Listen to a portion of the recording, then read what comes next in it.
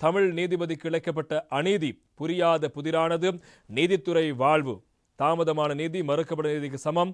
அதுவே எனக்கும் நடந்தது. அரச நிர்வாகத்தின் காலதாமதமே என்னை ஓய்வெடுக்க அனுப்பியது. நீதி கேட்டு எங்கும் செல்ல முடியாத நிலைமை.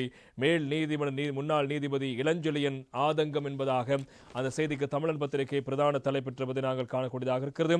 புரியாத புதிராக தனது நீதித்துறை வாழ்க்கை முடிவருவதாக வவுனியா மேல் நீதிமன்ற நீதிபதி மாணிக்கவாசு இளஞ்செழியன் ஆதங்கத்துடன் தெரிவித்திருக்கின்றார். வவுனியா சட்டத்தரணிகள் சங்கத்தின் ஏற்பாட்டில் அவருக்கான பிரியாவிடை நிகழ்வு ஒன்று நேற்று முன்தினம் சனிக்கிழமை இடம்பெற்றது. அதில் கலந்து கொண்ட போதே அவர் இந்த விடயங்களை சுட்டிக்காட்டியிருப்பதை நாங்கள் காணக்கூடியதாக இருக்கிறது. அவர் அங்கு மேலும் சில விடயங்களை சுட்டிக்காட்டி பேசியிருக்கிறார்.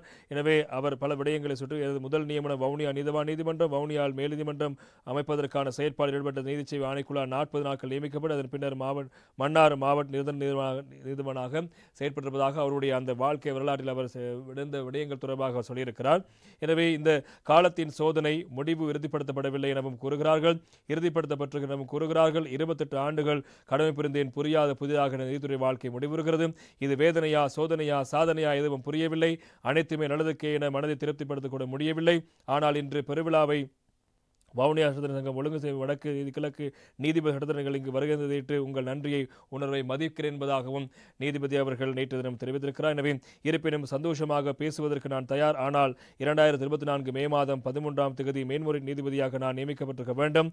வழக்குகள் தடை உத்தரவுகள் காரணமாக பெண்ணுக்கு சென்று வீடு செல்வதற்கு 8 நாட்கள் இருக்கின்ற நிலையில் எமது நாட்டுக்கு தலைவர் சீனா புறப்பட்டார். எனவே ஞாயிற்றுக்கிழமை உயர்நீதிமன்ற பிரமாணம் இடம்பெறுகிறது. எனவே ஞாயிற்றுக்கிழமை 13ஆம் திங்கட்கிழமை போயா, 14 செவ்வாய்க்கிழமை பொங்கல் தினம், திங்கட்கிழமை இரவு ஜனாதிபதி சீனா பயணம், அடுத்த வெள்ளிக்கிழமை இரவு சீனாவிடம் திரும்பி வந்தார். 18, 19ஆம் தேதி விடுமுறை நாள், 19ஆம் தேதி அன்று எனது இறுதி நாள். காலதாமதத்துக்கு நான் காரணமல்ல. அரசு நிர்வாகத்தின் காலதாமதம் என்னை ஓய்வெடுக்க அனுப்பியது. காலதாமதமான நீதி மறுக்கப்பட்ட நீதி என்று நான் பல இடங்களில் பேசினேன். அந்த நீதி என் மீதும் தொடுக்கப்பட்டிருக்கிறது. எப்படியோ எதையும் ஏற்றுக்கொள்ளும் மனோபாவம் வரவேண்டும் என்பதாக அவர் சொல்லியிருக்கிறார். எனவே அரசு நிர்வாகத்தினுடைய காலதாமதம் தான் இவ்வாறான விடயங்களால் நான் நீதிபதியாக நியமிக்கப்பட்டிருக்க வேண்டும்.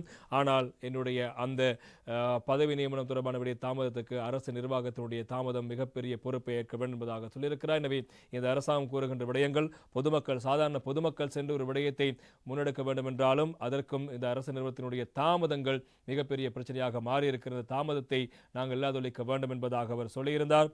எனவே ஜனாதிபதி அவர்களும் கூறியிருந்தார். இப்போது நீதிபதி அவர்களும் கூறிய விடயம் அரசு நிர்வாகத்துடைய தாமதம் எனக்கான இந்த விடயத்தை கிடைக்காமல் போனதுக்கான முக்கியமான விடயமாக இருப்பதாக சொல்லியிருக்கிறார். எனவே அழுத கண்ணீரோடு அவர் சொன்ன விடயம். எனவே இது தமிழ் நீதிபதி கிடைக்கப்பட்ட அநீதி என்பதாக அவர் சொல்லியிருக்கிறார். எனவே இந்த விடயமானது எனக்கு இது சாபமா வரமா சாதனையா என்று புரியவில்லை. இருந்தாலும் எதனையும் ஏற்றுக்கொள்கின்ற மனோபக்குவத்தோடு நான் விடைபெற்று செல்கிறேன் என்பதாக நீதிபதி இளஞ்செழியன் அவர்கள் கண்ணீர் மல்க கூறி சென்ற விடயம் இன்று தினம் பத்திரிகையினுடைய பிரதான தலைப்புச் செய்தியாக இடம்பெடுத்திருப்பதை நாங்கள் காணலாம்.